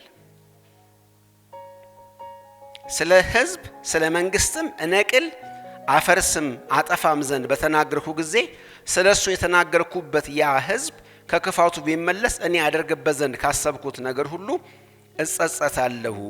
ስለ ህዝብም ስለ መንግስትም መሰራውና ተክለው ዘንድ በተናገርኩ ጊዜ በፊቴ ክፉ ነገር ቢያደርግ ደግሞ ቃሌን ባይሰማ አደርግበት ዘንድ ስለተናገርኩት መልካም ነገር እጸጸታለሁ ይላል። እነዚህ ሁሉ ነገሮች ኮንዲሽናል ሆኖ ተቀምጠዋል ማለት ነው። ስለዚህ ሰዎች መገለጫዎቻቸው እንደዛ ከሆኑ ያ ነገር ይቀጥልባቸዋል። ስለ ኃጢአት ኮንሲኩዌንስ እንደተናገር ነው ማለት ነው። የምናውቃቸው የዓለማችን ከተሞች ለምሳሌ በቁማር የሚታወቁ ከተሞች አሉ። የዓለማችን ከተሞች በዝሙት የሚታወቁ ለምሳሌ ወደ ታይላንድ ብትሄዱ የዝሙት መናኸሪያ ናቸው ከተሞቻቸው። ወደ ላስ ቬጋስ ምናምን ብንሄድ የቁማር ምናምን አለ። ወደ ሆነ ቦታዎች ስንሄዱ የሆነ መገለጫዎች አላቸው። ያ የዘወትር ተግባራቸው ከሆነ ውጤቱም ያ ይሆናል ማለት ነው። ስለዚህ ቋሚ የሆነ ነገር ሳይሆን መንገዳቸውን ተከትሎ የሚመጣ ፍሬ ነው። በተመለሱ ጊዜ ግን ይቋረጣል ያ ነገር የሚለው ልንወስደው እንችላለን። ከዚህ ጋር ተያይዞ አንድ ነገር ብሩክ ያነሳቸው ላይ ብቻ ልናገር። ምላስ አመፀኛ ዓለም ነው፣ የፍጥረትን ሩጫ ያቃጥላል። በአንዱ አፍ እግዚአብሔርን እንባርካለን፣ በዛው አፍ ደግሞ እንደ እግዚአብሔር ምሳሌ የተፈጠሩ ሰዎችን እንረግማለን ይላል። ያ የማን ሩጫ ነው የሚያቃጥለው? ተራጋሚው ሰውዬ የሌላ ሰው ሩጫ አይደለም የሚያቃጥለው፣ የራሱ ሩጫ ነው የሚያቃጥለው። ሌላን ሰው ላይ የሚደርስ ወይም የሌላን ሰው መንገድ ዲስኳሊፋይ የሚያደርግ የሌላን ሰው መንገድ የሚያበላሽ ንግግር ስለሚናገር አይደለም የሚናገረው። ሰውየው ራሱ በዛ ንግግሩና በዛ የእርግማን ህይወቱ መንገዱ ይቃጠላል፣ ሩጫው ይቃጠላል ማለት ነው። ሌላው ላይ አይደለም የሚደርሰው። ቅድም ተስፊሽ የጠቀሰው ቃል አለ፣ ከንቱ እርግማን በማንም ላይ አይደርስም ይላል። ስለዚህ ስለማይደርስ ሰውየው ራሱን በራሱ ነው የሚጠልፈው ማለት ነው። የተናገረው ለራሱ ነው የሚሆነው። እንደው መጽሐፍ ቅዱስ የተናገሩት በራሳቸው እንደሚመለስባቸው ይናገራል። ምን ማለት ነው? ይናገራሉ የሆነ ነገር ግን ራሳቸው ላይ ትራፕ ያደርጋቸው፣ ራሳቸውን ይጠልፋቸዋል። ስለዚህ ያዕቆብ የሚያስጠነቅቀው ሰውን እንዳትጎዱ ሳይሆን ራሳችሁ እንዳትጎዱ ነው የሚለው ማለት ነው። በምላሶቻችን ወይ በዘወትር ምልልሶቻችን ራሳችን እንዳንጎዳ ነው። ከዚህ ጋር ተያይዞ ሰዎች ኦቶሪቲ ያላቸው ሰዎች እነሱ አይደሉም። ቅድምም በጣም በትክክል ተነግሯል። የበረከት ምንጭ እግዚአብሔር ብቻ ነው። መርገምንም ደግሞ ማድረስ የሚችለው እግዚአብሔር ብቻ ነው። ስለዚህ በእግዚአብሔር ቦታ ወይም በእግዚአብሔር አፍ የእግዚአብሔር ወኪል ሆኖ ይናገራሉ እንጂ በራሳቸው አይደለም። ጳውሎስን ቅድም ተጠቅሷል። ጳውሎስን በራሱ እርግማን አላመጣም፣ በረከትም አልተናገረም። እንደውም በጣም ሁለት ቃሎችን ብቻ ልናገርና ልጨርስ። ዘኍልቍ 6:27 ላይ ካህናቱን እግዚአብሔር ስሜን በሕዝቤ ላይ ታኖራላችሁ ይልና እኔም እባርካቸዋለሁ። ካህኑ አይደለም የሚባርከው፣ እግዚአብሔር ነው የሚባርከው። አንተ ግን ምን ታደርጋለህ? ስሜን በሕዝቤ ላይ ታስቀምጣለህ። ስለዚህ ጳውሎስ በመልእክቶቹ ላይ ወይም እኛም እዚህ መጋቢዎች ሕዝባችንን ስንባርክ በእኛ አይደለም በረከቱ ከኛ አይደለም የሚወጣው፣ የእግዚአብሔርን በረከት ነው የምንናገረው። እንደውም ትክክለኛ ፓስተሮች ወይ ደግሞ ቄሶች ሲባርኩ እንደሆነ ኑ የእግዚአብሔርን በረከት ተቀበሉ ይላሉ እንጂ የኔን በረከት አይሉም። እነሱ በረከት ስለሌላቸው እርግማኑም የነሱ አይደለም፣ በቃሉ ተጽፏልና እሱ ነው የሚደረገው። ጴጥሮስ ሁለተኛ ጴጥሮስ 2:14 ላይ የተረገሙ ናቸው ብሎ የሚናገረው ህይወታቸው፣ ምልልሳቸው፣ መንገዳቸው የእርግማን ውጤት አናቴማ የተባለው የቅድሙ ቃል በእነሱ ላይ የሚደርስባቸውን ጀስት ማወጁ ነው። እሱ ባይናገርም ሰዎቹ በእርግማን በታች ናቸው። እሱ ለመናገር ነው። የእርግማኑ ምክንያቱ የእግዚአብሔርን ትእዛዝ መታለፍ ነው። እንደገና ደግሞ በዛ ገመቴ ካነሳችሁም ጋር ያይዤ ለመልስ ኢየሱስ ክርስቶስን የማይወድ ቢኖር የተረገመ ይሁን ብሏል። ያንን ነው የሚናገር። ኢንስፓየርድ የመሆን ነገር ነው። ልክ ዘካርያስ ዲዳ ትሆናለህ አላለው? እግዚአብሔር ሊል ያለውን ነገር ይላሉ በእግዚአብሔር መንፈስ ሲሞሉ። ልክ ይህንን ኤልያስም ትዝ ይላችኋል። ከአፌ ቃል በስተቀር በዚህ ሶስት ዓመታት ዝናብ አይዘንብም። ዝም ብሎ እኮ ይሄንን ለማለት አይችልም። ኢንስፓየርድ ሆኖ ነው፣ በእግዚአብሔር መንፈስ ቁጥጥር ስር ሆኖ ነው። ጳውሎስም ምንድን ነው የሚለው? በእግዚአብሔር መንፈስ ሙላት ነው አይደለም ሆኖ ነው የሚለው። ስለዚህ የሱ ሳይሆን ያ የእግዚአብሔር ፍርድ ነው ማለት እግዚአብሔር ነው በሱ በኩል ያንን ነገር ያደረገ። ሰውን አይደለም ያታለልከው፣ ማንን ነው አለ። ያ ምንድን ነው የሚያሳየው? የመንፈስ ቅዱስ እርምጃ መሆኑን ነው የሚያሳየን እንጂ ጳውሎስ ብዙ ጊዜ እኮ ተቃውመውታል አይደል? በተቃወሙት ቁጥር ግን እውሩን ማለት አልቻለም፣ አላለምም፣ ሊልም አይችልም። ግን ኢንስፓየርድ ሲሆን ግን ያ ግን እግዚአብሔር በዛ ጊዜ ሊያስተላልፍ የፈለገው ወይም ሊሰራ ያለው አሰራር ነው እንጂ ማንም ሰው ብድግ ብሎ ይህንን ለማለት የሚችል ስልጣን የለውም የሚል ሐሳብ ነው። ሌላኛው መባረክ ጳውሎስ ብቻ አይደለም ለባርኩ ነው የሚለው፣ ለበረከት ተጠርተ እኔም ማንም ሰው ሊባርክ የበረከት ቃል ሊናገር ይችላል፣ መብቱ ነው፣ ተፈቅዶልናል አይደለም። ለእርግማን አልተጠራንም፣ ለመራገም ስልጣን የለንም፣ ማንንም መራገም አንችልም፣ ይበድሉንም ምንም ቢሉን መራገም አንችልም፣ ባርኩ ነው የሚለው። ስለዚህ ጳውሎስ ያንን ቃል ቢባርክ የተለየ ወይም ደግሞ የመባረክን እድል ለሁላችንም ተሰጥቶናል የሚለውን ለማንሳት ነው። ደምስ ያነሳው ነገር አለ። የተገለጡት የእርግማን መገለጫዎች ይሄ ህመሙም ቢሆን አለመሳካቱ አለመከናወንም ብዙ አለ። በተጨባጭ በአካባቢያችን በዙሪያችን የምናያቸው እውነቶች ናቸው ብሏል። ግን እሱ የእርግማን ውጤት አይደለም ነው እኛ እያልን ያለ ነው። የኢትዮጵያ ጉዳይ የአፍሪካ ጉዳይ ነው አይደለ? የኢትዮጵያ ጉዳይ የአፍሪካ ጉዳይ የድህነት ጉዳይ ነው ምንጩ። ይሄ ደግሞ እርግማን አይደለም፣ ሌላ አለ። የወርልድ ቪው ችግር ነው፣ የንጥረተ ዓለም ችግር ነው። ንጥረተ ዓለማችን ቢስተካከልና መጽሐፍ ቅዱሳዊ ቢሆን የመባረክ እድል አለን እንጂ ብንሰራ ማይሳካልን፣ እንደገና ብንነግድ ማይሳካልን፣ ብንሮጥ አንደኛ ማንወጣ አይነት እርግማን የለብንም። ለምንድን ነው የሆኑት? ቅድም ያነሳው መስሎኛል። ለምንድን ነው ታዲያ እነዚህ መገለጫዎች እርግማን እንደሆነ አያመለክቱም ወይ? እርግማን አይደሉም፣ ግማን ውስጥ ስለሆነን አይደለም። ነገር ግን ወልድ ቢዋችን መስተካከል መጽሐፍ ቅዱሳዊ ያለመሆን ችግር ነው የሚል ነው የኔ መልስ። ምንድነው የኃጢአት ኮንሲኩዌንስና እርግማን ልዩነት የሚል ከተመስገን እዛ ጋር ተነስቷል። እንግዲህ አሁን እኛ መነሻችን አውዳችን ምንድነው? ክርስቲያኖች በመርገም ስር አይደሉም ነው እያልን ያለ ነው። ክርስቲያኖች በእርግማን ውስጥ አይደሉም፣ ከእርግማን ነፃ ናቸው የሚል ነው ዋነኛ አውዳችን። ይሄንን ብንልም ግን ሰዎች ኃጢአት ሲሰሩ የዘሩትን ያጭዳሉ። ያ ማለት እርግማን ነው ወይ? እርግማን አይደለም ነው እያልን። እርግማን ከሆነ አንድ ሰው ኃጢአት ቢሰራ ንስሐ ሲገባ ወዲያውኑ ከእግዚአብሔር ጋር ያለው ሪሌሽንሺፕ ይታደሳል፣ መታደስ ይሆናል። ነገር ግን ስለሄደው አጉል ነገር የሆነ ነገር እርግማን ግን ከባድ ነው። እርግማን ከባድ ነው፣ እንደ ሀገር ከባድ ነው፣ እንደ ግለሰብ ከባድ ነው። እርግማን በጣም ከባድ ነው። በአንድ ጊዜ በቃ ይቅር በለኝ ብለህ የምትመለሰው አይደለም። እርግማን የራሱ የእግዚአብሔር ጊዜ አለ። ያ ጊዜ እስከሚመጣ ድረስ በዛ በመከራ በስቃይ በችግር ውስጥ መሆን አለ። 70 ዓመት እኮ ነው አይደለም የተፈረደባቸው። ንስሐ ቢገቡ ይመለሱ ነበር ነው ወዲያውኑ ጌታ ሆይ ይቅር በለን ቢሉ ወዲያውኑ አይመለሱም። ትበተናላችሁ የሚል የእርግማን ቃል አለ። እንደውም እንዳሸዋ በትናችኋል የሚል ቃል አለ። እንዳሸዋ እኮ ነው የተበተኑት ማለት ያ እርግማን ነው። ንስሐ ቢገባ ወዲያው ይመለሳል? አይ እንደሱ አይሆንም። ክርስቲያን ኃጢአት ቢሰራ ወዲያውኑ የልጁ የኢየሱስ ክርስቶስ ደም ከኃጢአት ያነጻዋል፣ ሪሌሽንሺፕ ይታደሳል። ነገር ግን የሄደባትን ነገር ይከፍላል። ይሄኛው እርግማን ግን ከባድ ነው የሚለውን ሐሳብ ለማንሳት ነው። ባርኮት ኦልድ ቴስትመንት ላይ በተለይ ተጠቀሰው ማለት ነው። አንድ ቦታ ይመስለኛል ያዕቆብ ነው ልጆቹን የባረከው እና ስልጣን ስላለው አይደለም ያዕቆብ ያ ኢንፋክት ፓሬንታል ብሌሲንግ ካልቸራል የሚመጣ ነገር ነው ኦልድ ቴስትመንት ላይ። የያዕቆብን ግን ከተመለከት ነው ስለ ካልቸሩ ብቻ ሳይሆን እግዚአብሔር እንዳመለከተው ግልጽ ነው።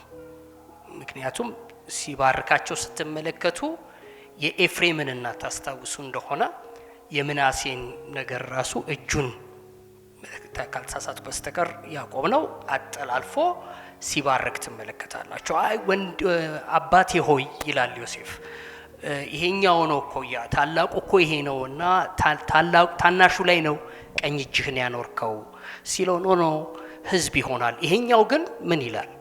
ይጠነክራል፣ ጠንካራ ይሆናል። ሶ የሆነ አመልክቶት ነው እንጂ ሞሮፍ አመልክቶት ነው እንጂ ኖት ፍሮም ዘ ካልቸር አይደለም የመጣው ስልጣን ስላለው አይደለም። የፓሬንታል ብሌሲንግ በተለይ ደግሞ የያዕቆብ ኬዝ ያ ነው።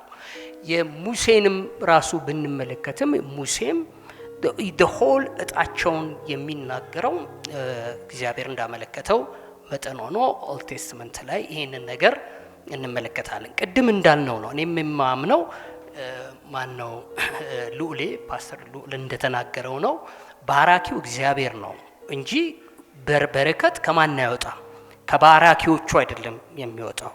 ስለዚህ እግዚአብሔር ይነሳል፣ ጠላቶችህ ይበተኑ። እግዚአብሔር በተነሳ ጊዜ ነው አይደለም እና እንደምናምን ይሆኑ እያለ እየተናገረ የሚሄደው ከሱ አይደለም ያን ነገር የሚሆነው። ነገር ግን ማን ነው? እግዚአብሔር ነውና ያን እናያለን። ምንጩኛ አይደለንም ነው the point። ለምሳሌ አንድ ሰው በየትኛውም አሁን ያለው እኮ ትሬንድ እኮ ይሄ አይደለም እባርካለሁኝ በቃ በአፌ ቃል ነገርህ ይሆናል፣ ነገር ይሰራል ምናምን እኮ ነው እኮ የሚባለው አይታችሁ ከሆነ ባረኩህ በቃ ምናምን ይላሉ አዚፍ እነሱ ምን እንደሆኑ ነው የሚታየው አዎ ስልጣን ሁሉ የሆነ ተሸክመው የሚሄዱ በረከት ነው የሚመስሉትና እኛም የምንለው እዚህ የመጣ ነው አራታችን ትከሻችሁ ላይ ያኖራችሁትን በረከት አውርዱ ባራኪው እሱ ነው ቢባርክ እንኳን ግን ልመና ነው ደግሞ አሁን ሞሮፍ እኮኛ ልመና ነው የምናቀርበው ብትመለከቱ ምክንያቱም መጽሐፉም ሲናገር በያዕቆብም ላይ ምን ይላል ፍጹም ስጦታ አይደለም እንዴ ያ የበረካው ከበረከት አባት ከብርሃናት አባት አይደለም የሚወርዱት እና ከእግዚአብሔር የበረከት አምላክ እሱ ነው እንጂ እኛ አይደለንም ነው እኔን ነው አንደርስታንድ የማረጋው ሁላችሁንም በዚህ አጋጣሚ ላመሰግናችሁ እግዚአብሔር ይባርካችሁ ልላችሁ እፈልጋለሁ እኔ አንድ ሁለት ወይም ሶስት የሚያህሉ ነጥቦችን ለዚህ ጉባኤ በአጽንኦት መልክ እና አንድ ፔጅ ነው አሁን ማንበብ የጀመርነው የሚለውን እርግጠኛ እንድንሆን እነዚህ ነጥቦች ማንሳት እፈልጋለሁ የመጀመሪያው እርግማንን በተመለከተ ያለንን አጠቃላይ አመለካከት እርግማንን በተመለከተ ያለንን ወይም በረከትን የተመለከተውን አጠቃላይ አመለካከታችንን በሁለት ቃል ማሰር ይኖርብናል ብዬ አስባለሁ የመጀመሪያው እርግማንን በተመለከተ ያለን አመለካከት እርግማን ስልጣንም አቅምም የማድረግ ችሎታም ያለው የእግዚአብሔር ስለሆነ ያ እርግማን መገለጫዎቹ ብዙ ቢሆኑም ዋነኛው ግን ስራው ወይም ደግሞ የእርግማን ዋነኛ ስራ የምንለው ነገር የእግዚአብሔርም ቃል እንደሚነግረን እግዚአብሔር ፊቱን ከሰው ሲመልስ ማለታችን ነው ያ ማለት እግዚአብሔር ራሱን ከለከለን ማለት ነው እርግማን ሌላ አይደለም ከዛ በኋላ እግዚአብሔር ራሱን በከለከላት ምድር ወይም ደግሞ በተረገመችው ምድር ላይ ደግሞ የሚሆኑ ነገሮችን ነው የምናየው ማለት ነው ዘዳግምም እኔ ዘፍጥረትም ላይ እንመለከት ሁሉም ነገር የመጀመሪያው ነገር ለአንድ ሰው እርግማን ማለት እግዚአብሔር ፊቱን በአንተ ላይ ምን አደረገ ነው አዞረ ነው ለክርስቶስ የተነገረው ለእስራኤል ቤት በምድረ በዳ በዘዳግም 32 የተነገራቸው እነዚህ ሁለት ማሰሪያ ቃሎች ናቸው ለክርስቶስ የተነገረው እግዚአብሔር ፊቱን እንደሚያዞርበት እና እንደሚለየው ለማሳየት እኛ እንደዚህ ቆጠር ነው ብሎ ኢሳይያስ በትንቢቱ ነግሮናል ማለት ነው እግዚአብሔር ፊቱን አዞረበት ብቻውን ሆነ ተለየው እግዚአብሔር ስለዚህ እግዚአብሔር የተለየው ፍጥረት የራሱን አቅም ማውጣት አይችልም እግዚአብሔር የሰጠውን አቅም ማውጣት አይችልም እግዚአብሔር የሰጠውን ዕውቀት ማውጣት አይችልም በዚህ ዓለም ተቅበዝባዥ ይሆናል የተበተነ ይሆናል እንደዚህ ሌሎቹን ውጤቶች እግዚአብሔር ራሱን በከለከለው ምድር ላይ የሚፈጠር ውጤት ማለት ነው እርግማን ይሄ ብቻ ነው ዋናው ነገር ስለዚህ በረከትም የዚህ ተቃራኒ እውነት ውስጥ ነው የምንገባው ማለት ነው እግዚአብሔር ባለበት መገኘት ማለት ነው በረከት እሱ ነው ምክንያቱም ሰው ወደ እግዚአብሔር ሙሉ መገኘት ውስጥ በእግዚአብሔር ፊት ውስጥ በነበረበት ሰዓት በዘፍጥረት ምዕራፍ 2 ላይ እርግማን ደግሞ የምንለው እዛው ዘፍጥረት 2 ላይ እኔ ራሴን እከለክልሃለሁ እግዚአብሔር ራሱን ሲከለክል ሕያውነቱን ያጣል ወደ አፈርነት ይመለሳል በምድር ላይ ደግሞ ምድርም ደግሞ ያላትን ነገር መስጠት አትችልም ወደሚል ይመጣል ማለት ነው ስለዚህ አንድ ሰው ተረገመ ወይም ደግሞ ተባረከ ምንለው እግዚአብሔር በደስታ ስራውን ያየዋል ከሱስ ጋር ነው በህልውናው ውስጥ ነው ወይስ ደግሞ እግዚአብሔር ስራውን በቁጣ ይመለከተዋል ፊቱን ከሱ መልሶበታል ደግሞ ተለይቶታል ወይ በሚል መታሰር ነው ያለበት ማለት ነው ይሄንን ካልን አሁን አዲስ ኪዳን እያልን አጽንኦት እየሰጠን የመጣንበት ምክንያት እነዚህ ውጫዊ መገለጫዎች በብሉይ ኪዳን የተቀመጡት ማለት ነው በሽታው ስቃዩ መቅበዝበዙ ከሀገር ወደ ሀገር መሰደዱ የሚባለው ነገር አዲስ ኪዳን ላይ ውጫዊ መገለጫ እንዳይሆኑ ተዘክተዋል ማለት ነው የመጀመሪያው ነገር እሱ ነው ለዚህ ነው መጽሐፍ ስለ ክርስቶስ ሲናገር ምንድነው የሚለው ክርስቶስ ራሱን እርግማን አደረገና እኛን ከሕግ እርግማን ዋጀን የምንለው እግዚአብሔር ፊቱን በሱ ላይ ያጠቆረበት እና መለሰበት ብቻውን ተወውና ያንን መስዋዕትነት ከከፈለ በኋላ ሲነሳ ከሞት እኛን እግዚአብሔር በደስታ ሊመለከተን ወሰነ ማለታችን ነው እግዚአብሔር በደስታ የኛን ህይወት የኛን ኑሮ ሊመለከት ወደደ። ያውም በማን በኩል? በክርስቶስ በኩል ማለት ነው። ያርግማን በሁሉም መንገድ በህይወታችን ውስጥ ሴቶች ሲወልዱ ይደርስባቸዋል፣ ስንታመም ይደርስብናል፣ በብዙ የህይወት ትግል ውስጥ ስናልፍ ይደርስብናል።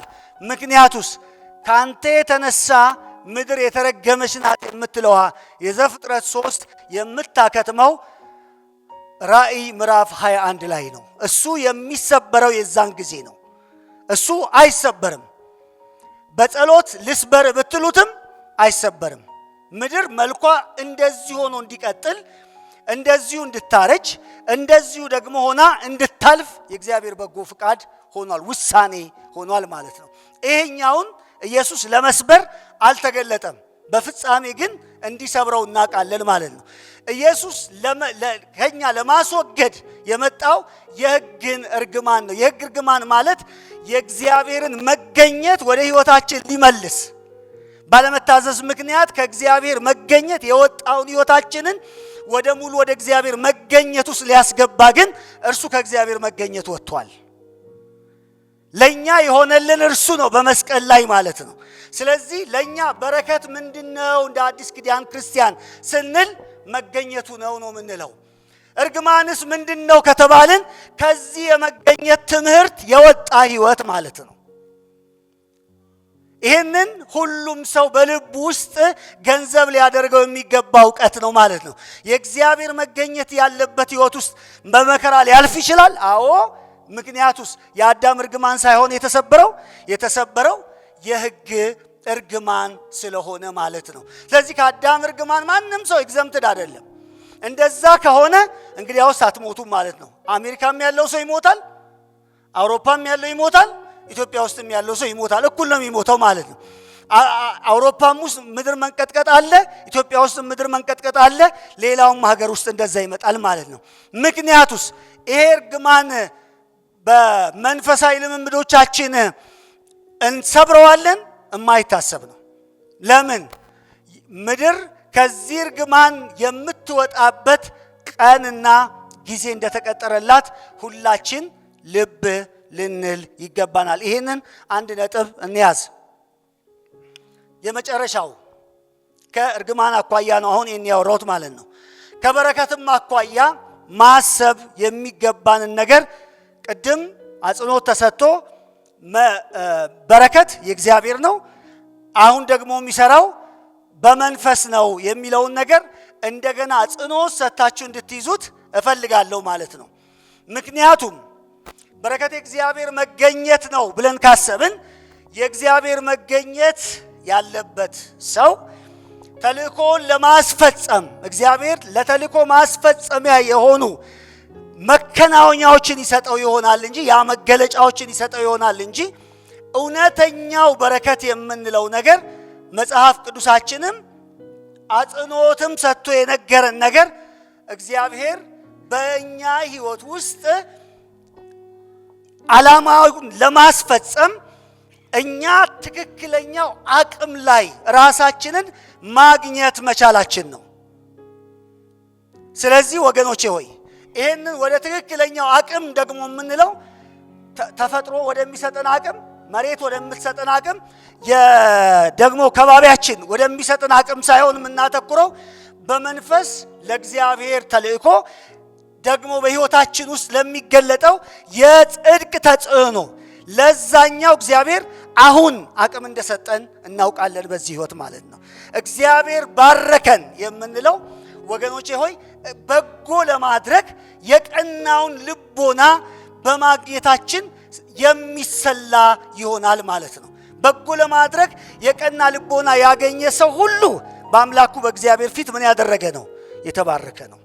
ስለዚህ በረከት የምንለው ነገር አቅምን ማውጣት ሪሊዝ መደረግ ነው፣ መለቀቅ ነው፣ ለበጎ ነገር ማለት ነው። ለጽድቅ መለቀቅ ነው፣ ለቅድስና መለቀቅ ነው፣ ለእግዚአብሔርን ደስ ለሚያሰኝ የህይወት ሙላት መለቀቅ መቻል እርሱ ምንድን ነው? በረከት ነው። ስለዚህ ሆሊነስን አውጥታችሁ ከሰው ህይወት ውስጥ ማለት ነው ለመቀደስ የሚሆን አቅም አጥቶ ሰው ገንዘብ ለማግኘት የሚሆነውን አቅም ቢያገኝ ያ ሰው አልተባረከም። እሱ በረከት አይደለም። ምክንያቱም ይሄ በረከት ሳይሆን ማለዳ ላይ በጸሎት የተሳተፋችሁ ሰዎች ሁላችሁም ያስተዋላችሁ ይመስለኛል። ጸሎት ላይ የነበራችሁ ሰዎች የእግዚአብሔር የቸርነቱ መገለጫ ነው። እግዚአብሔር ለክፎችም ለደጎችም ፀሐይን ያወጣል አይደል? እግዚአብሔር ቸር እንደሆነ እናንተ ምኖች ሁኑ ተብለናል። ቸር ሁኑ። ምድሪቷ ላይ የምታዩት ስኬት ሁሉ የቸርነቱ ውጤት እንጂ የባርኮት ውጤት አይደለም። የባርኮት ውጤት የምንለው በጎን ለማድረግ የሚሆነውን እውነተኛ መንፈሳዊ አቅም አንድ ሰው አግኝቷል ወይ ነው። ያን አቅም ከሌለው ያልተባረከ ነው፣ የተረገመ ነው፣ ከእግዚአብሔር ሕይወት የተለየ ነው።